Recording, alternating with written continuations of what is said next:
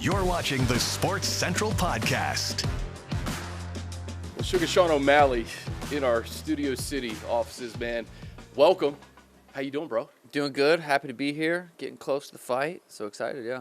If I took you back to Montana, playing football with your brothers, and I told you, hey, guess what? You're going to be fighting at the White House in front of the president, and you're one of the biggest superstars in the UFC, what would you say?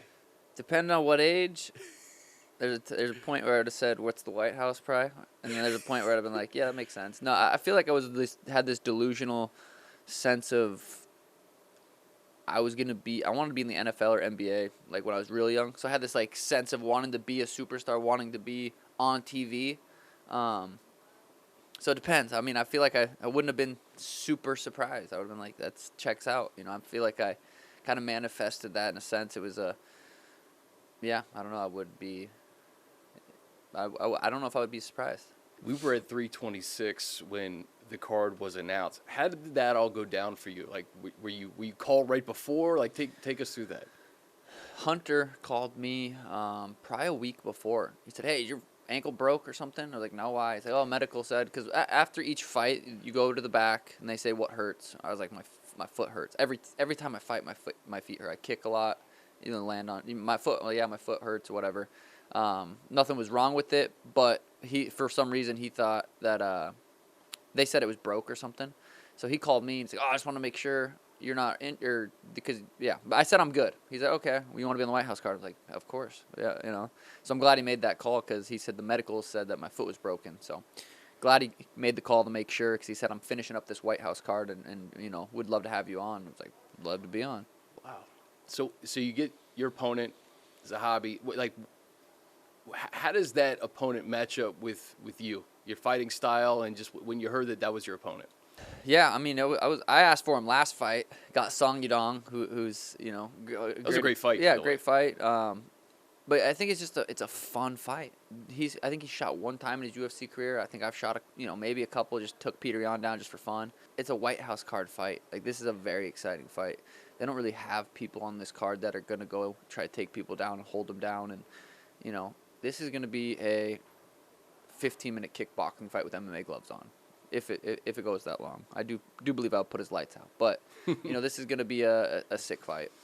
What have you heard about how this is going to all go down? Because this is something when we talked to Dana White at 326, he just says I've never put anything together like this. Like you fought at the Sphere. Yeah. This seems like it's on a whole different level, man. I'll believe it when I see it. When I'm in the octagon, it's outside. Donald's there, Dana's there. I'll believe it. But until then, it's like it seems so. It just doesn't. I mean, it is real. Like I see the interviews Dana's doing, and you know the UFC people are doing. And I'm like, it's real, but it just doesn't seem like it's crazy. We're fighting outside on the White House lawn. It's wild. So, you know, once we get the DC fight week, it'll all feel so much more real. But it's hard to wrap your head around. Does preparation change at all? It probably doesn't. No, I mean it's the same size octagon. One-on-one, it's just another day, really. Outside does change a little bit. Is it going to rain? Is the canvas going to be a little bit more slippery? For me, footwork is my entire game. Like, so it would be, you know, it'll be different if it rains. But to be honest, it would be kind of exciting. Like, I don't know. I'll fight rain, snow, whatever. I'll be there. I'm ready to go. Dude, you're a showman, but you're also like.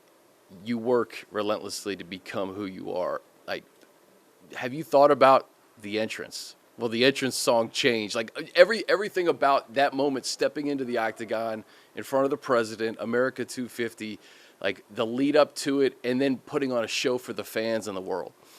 You know, I don't know. I don't know what we're gonna do. Walk out yet?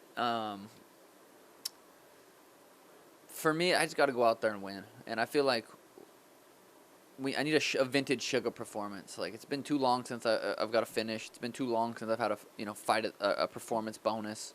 I got to go out there and just do what I'm capable of doing, and I know I can knock him out with in spectacular fashion without trying to be like, all right, this has to be crazy. Yeah. Like that's typically how my fights had been going. Is like they just happened to be a crazy, fun, viral, exciting knockout. So. And I feel like this opponent, this matchup is is meant for that. What do you think of the card in general? It's good. If it was just a normal numbered event, people would be like, damn, this card's insane. You got Alex Pereira fighting for a possible third title. Justin Gaethje fighting Ilia Topuria. Ilia is probably one of the biggest stars in the UFC right now. It's a massive card. They just added Hokit versus Derek Lewis. It's a fun card. I'm excited. I'm glad I think there was 6 fights. They added Derek Lewis, so there's 7 fights, which is cool. I'm excited that there's not going to be too many fights. There's a $1 million crypto bonus, supposedly. So, You're trying to get that. I'm trying to get that, but it's like, man, it's Alex Pereira, knockout artist. Cyril Gahn, very capable of knocking out Pereira as well.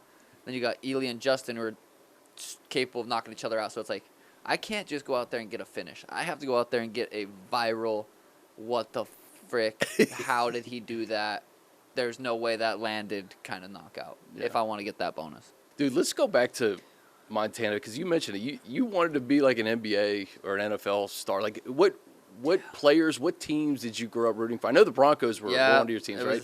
This was a long time ago, and it was Champ Bailey, Clinton Portis, like those were. I used to work for the Redskins, so both the so Portis was there when I was there for a couple of years, and Champ had just went to Denver. That was like a blockbuster trade at that time. That was my OG years, and I'm from Helen, Montana. There's like 30,000 people in there. I didn't realize I was. If you're the best guy on the team when you're 7th grade, you don't realize you're the worst guy in the out of any other school outside of Montana. So I had this delusion, kind of like that I was better than I was probably in just sports in general. But I played sports my entire life, so I just grew up soccer, basketball, baseball, football all year round, and just constantly was playing sports and was always pretty good on. Was always one of the better players. So I was like, I could do this. And, so I just had this delusion of thinking I was way better than I was. What about in hoops? Who were the players that you looked up to? Carmelo Anthony was probably the one that I would like. I didn't really watch basketball like I watched NFL. But when I did watch basketball, it was like Carmelo Anthony was kind of like the Nuggets was who I watched. But, again, I didn't really watch basketball that much. I loved playing basketball, loved playing baseball, loved playing soccer, didn't watch any of them. NFL I watched, all year round. Even when it wasn't football season, I was watching NFL Total Access, watching reruns. Like, NFL was my main obsession.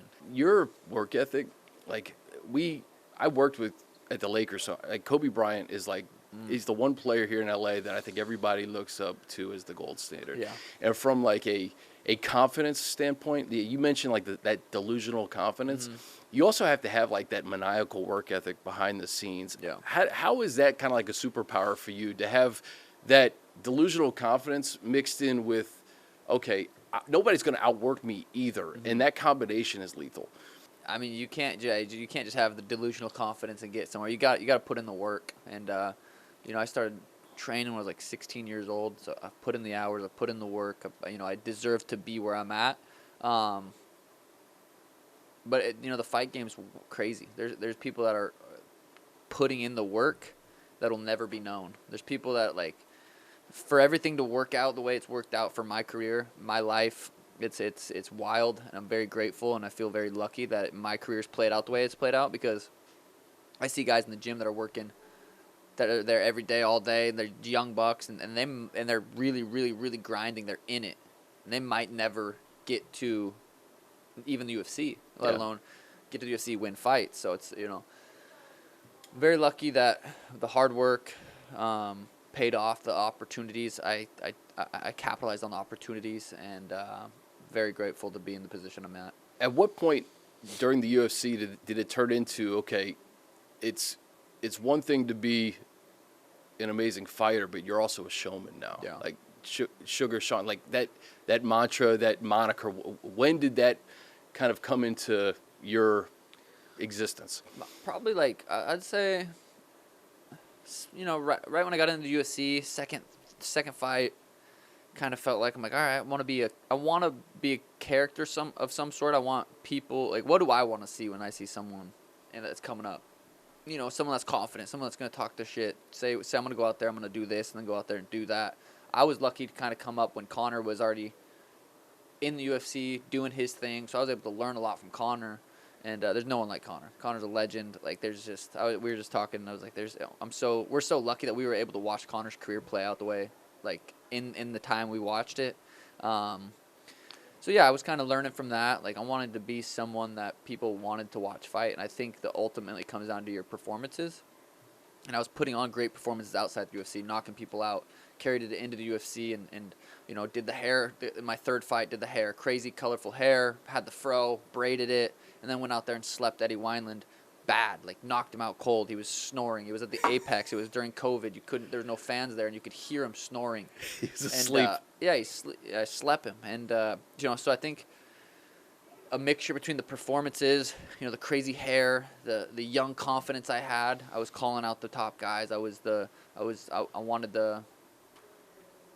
just think it's a mixture between those. The Connor comparisons, you guys are different, but in the same vein, it's like that show, like that's what the fans love, man. Like, what is it like to hear the crowds be behind you 100% at every arena you go into? Yeah, Boston, August 19th, 2023, when I fought Aljo, was the most insane, electric feeling.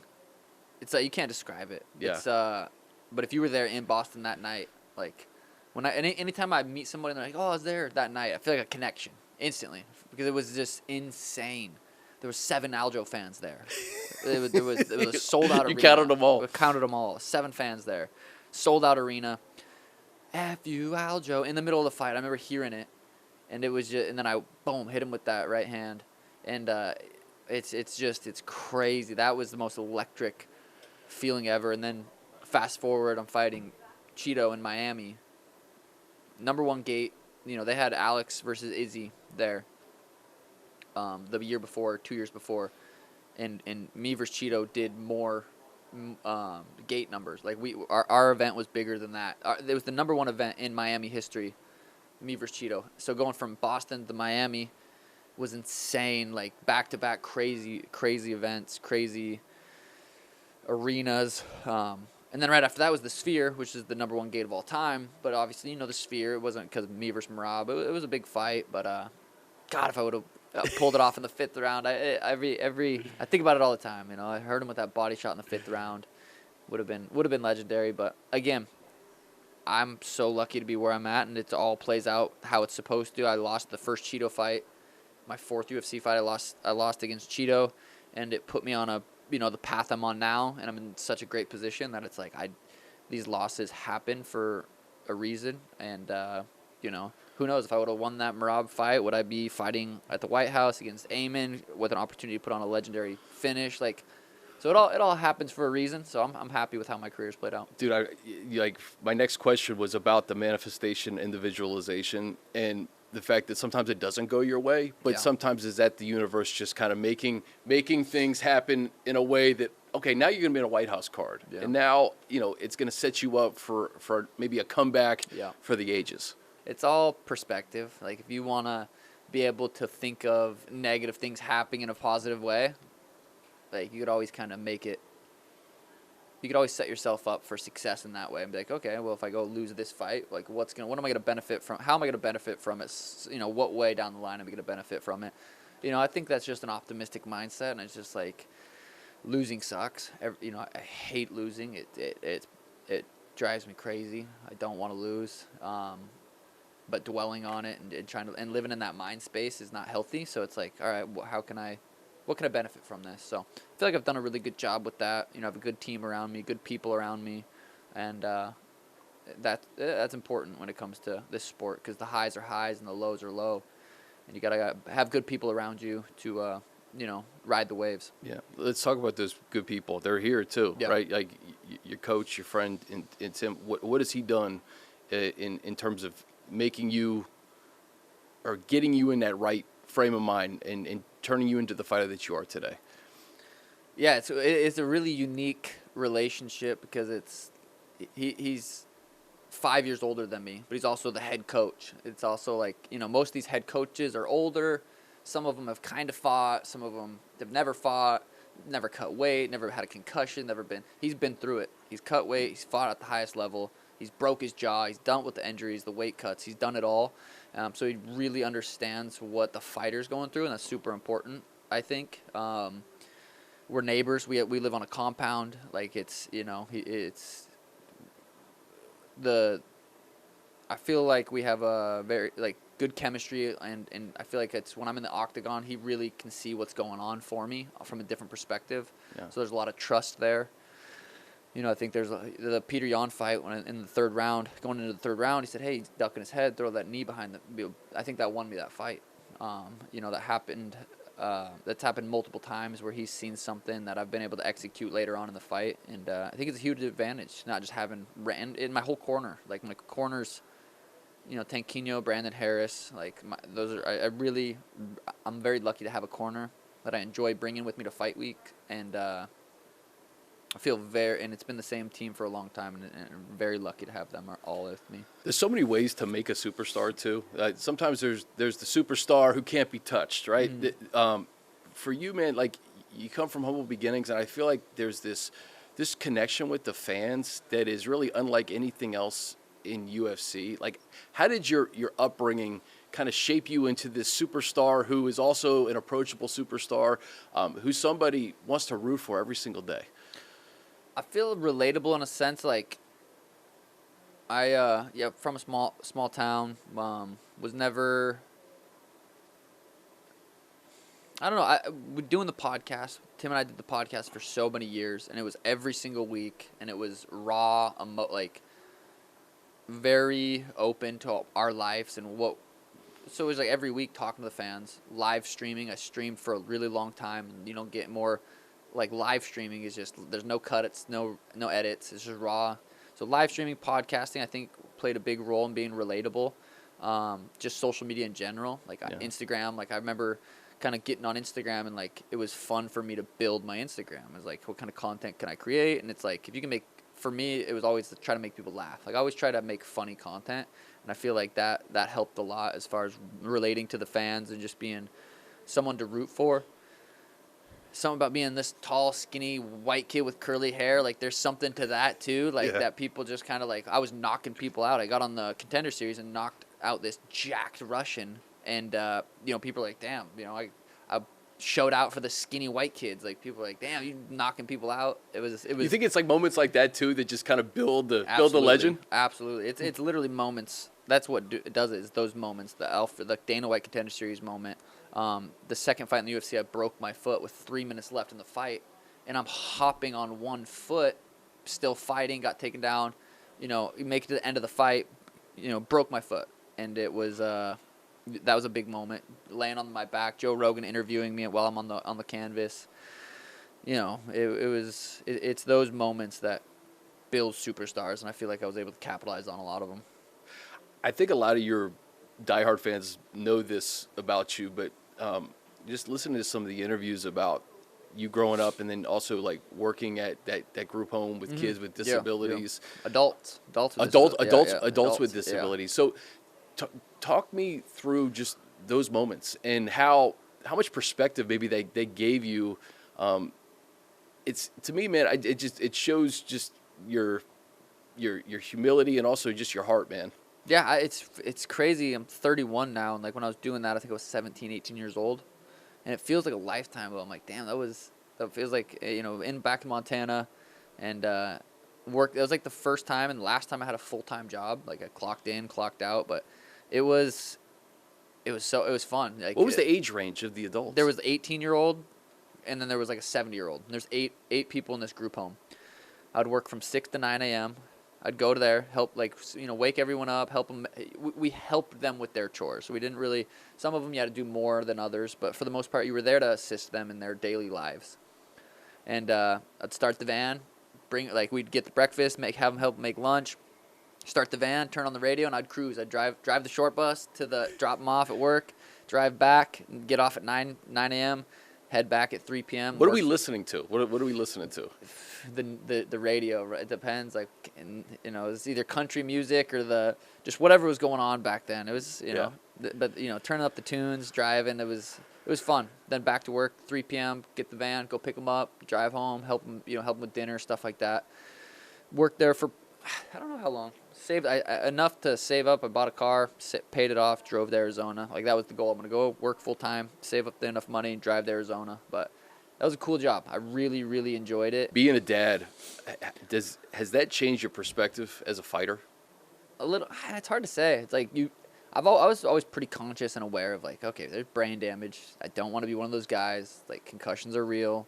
CTE is real. Like, I don't want to be one of those guys that you can't have a conversation with, or start forgetting stuff. And so yeah, a little bit. I feel like I was kind of aware of that a little bit before having kids. My daughter's 5 now, so it's been over the last 5 years that I had to think about it more. But also in a way, like, hey, I'm doing it for my family now. Like, it's almost just like I don't know. Like, I've heard, like, guys like Scotty Scheffler and, like, having kids just almost kind of changes, like, maybe it gives you like a second gear that maybe you didn't know you even had.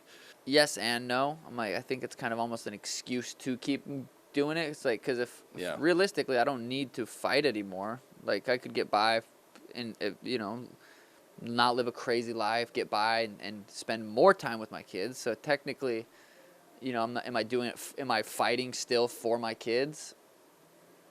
I don't know. Not really. I feel like if I'm fighting, it's for me it's for me.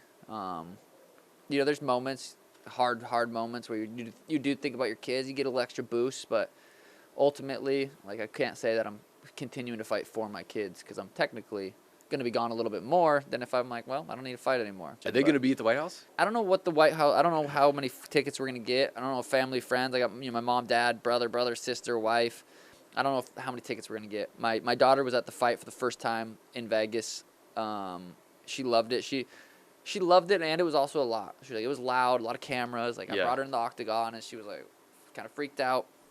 My son, he'll definitely not be there. He'll be 1 at that time, so he'll be in DC with us. I'm gonna bring the whole family. They'll probably be at the Airbnb, but we'll see. Last thing for you, brother, the doing well, the company. Yeah. For those who don't know the story, why you created it, I don't know if you would just want to elaborate on it a little bit, and just how being kind of an entrepreneur is just another kind of piece of the pie of just this whole fight game and just everything you've become. Yeah, no, I appreciate you asking about it. Yeah, I've wanted to, once you start getting followers on Instagram, you start getting sponsorships, and you're like, oh, this is cool. You're getting paid from other companies to promote their companies. And I remember 5-6 years ago, I'm like, I really want to start my own company and build my own company and have equity in my own company and see what we can do with it. Emron, my business partner, he's created Sandoval, very successful. He's like, it's a lot harder than you think. It's not as easy as that. And it's got to be something you're passionate about. It's got to be something that you do use daily. Finally, I was like, I think I know what I want. I take hydration every single day. I take supplements every single day. And that's when I want to do a performance electrolyte drink mix and slowly kind of get into other stuff, other supplements. But, you got to start with something. And it was the high sodium electrolyte mix. So doing well. We started out with the coconut lime, the raspberry. We're working on a mango, and it's been a fun, long process, like a year long. You got to come up with the name. You got to come up, find the manufacturers, the shipping people, the who makes the boxes, and it's just been this whole journey that I've went on. That's way more than I would have ever expected, to starting a business to even getting to where we're at right now. You said before you didn't want it to be like sugar.